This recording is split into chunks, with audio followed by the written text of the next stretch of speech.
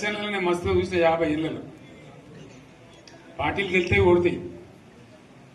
ఇంత మాయలు ఏడాది లోపలనే కాంగ్రెస్ పార్టీ దొరికితే కొడతాం రానంత గొప్పగా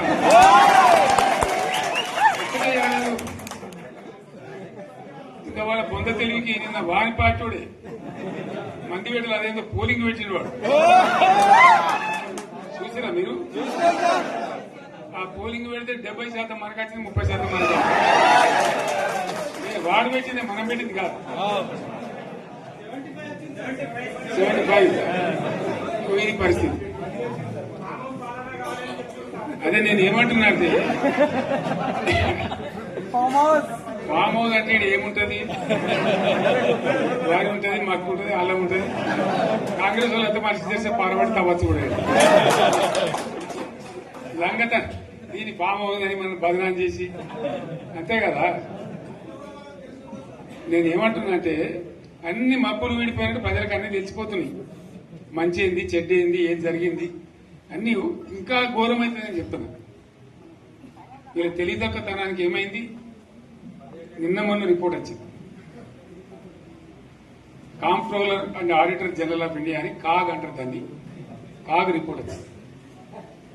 పోయిన సంవత్సరం మన గవర్నమెంట్ లో వచ్చిన ఆదాయం కంటే 13,000 కోట్ల రూపాయల ఆదాయం తగ్గిపోయింది. ఇంకా మార్చి పోయేవరకల్లా ఇంకో 3-4 కోట్ల అవుతుంది. అంటే 15,000 కోట్ల ఆదాయం పోతుంది.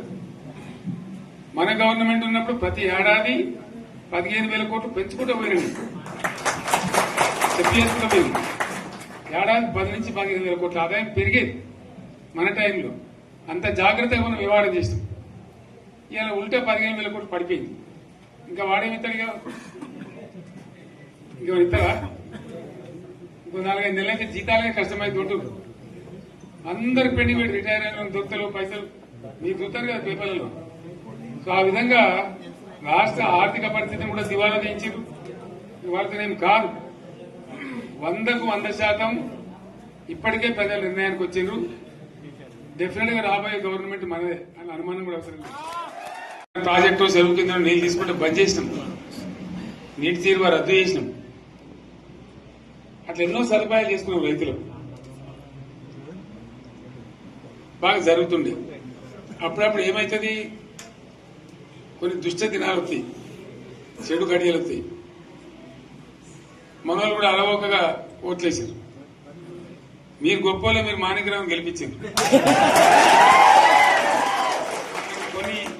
కొన్ని నియోజకవర్గాలలో అత్యాశకు పోయి నేను చెప్పినప్పుడు అప్పుడు మంది మాటలు పట్టుకొని మారమానం పోతే మళ్ళీ వరకు ఇల్లు కాలిపోతారు. వీళ్ళని నమ్మితే అమాంతం మింగుతారు, మోసపోతాం. రైతు బంధుకు రామరామ అంటారు, దళిత బంధుకు జై భీమ్ అంటారు. వీళ్ళు ముంచుతారా నాయన అని చెప్పిన ఆయన వాడు తులం బంగారం ఇస్తా, నీకు ఏంటి, నీకు బంగారం వడ్డానం పెడతాను కానీ ఆయన నమ్మి ఏమో మీ సంగతి ఎంతో చూద్దామని ఆయన వేశారు. వేసింది ఇరుకపోయారు, బావిలో పడ్డారు, అయిపోయి ఉన్నాయి అన్ని మీకు. ఇప్పుడు మళ్ళీ మొదటికి వచ్చానా కైలాసం ఆడలో పెద్ద పంపించినట్టు అయింది మళ్ళీ. అంతే కదా, ఆలోచన లేకుండా ఎటు పడితే అటు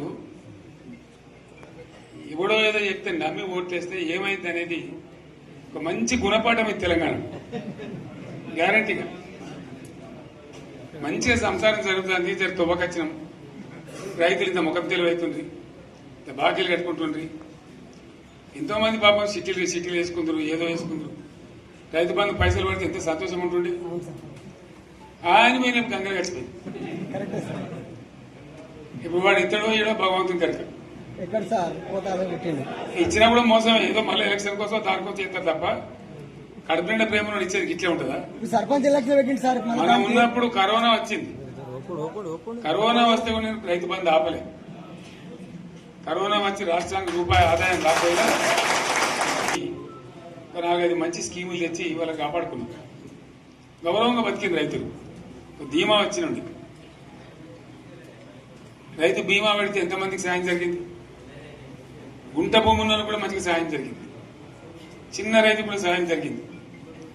అట్లా అందరికి మనం గొర్రెల కాపలకు గొర్రెలు వేయడం కానీ, చేప పిల్లలు కానీ, అనేక రకాల అన్ని వర్గాల ప్రజలను ఎట్లా ఆదుకోనట్లు ఆదుకున్నాం. మా తెలంగాణ కదా మేము తెచ్చుకున్నాం కష్టపడి, మా వాళ్ళందరి పైకి రావాలి. కాంగ్రెస్ గవర్నర్ కూడా ముస్లింలు ఓట్లేసుకున్న తప్ప ముస్లింలకు మనం చేసిందా? ఇమాం మౌసాలకు మన జీతం ఇచ్చిందా? మనం వచ్చినాకనే ఫస్ట్ టైం వాళ్ళని గుర్తించి వాళ్ళని గౌరవించుకున్నాం. ముస్లిం మైనార్టీ పిల్లలకు, మన గిరిజన పిల్లలకు, మన ఎస్సీ పిల్లలకు, మన బీసీ పిల్లలకు ఎంత మంచి రెసిడెన్షియల్ స్కూల్ పెట్టుకున్నాం. అందరినీ కూడా ముందు తీసుకుపోవాలి.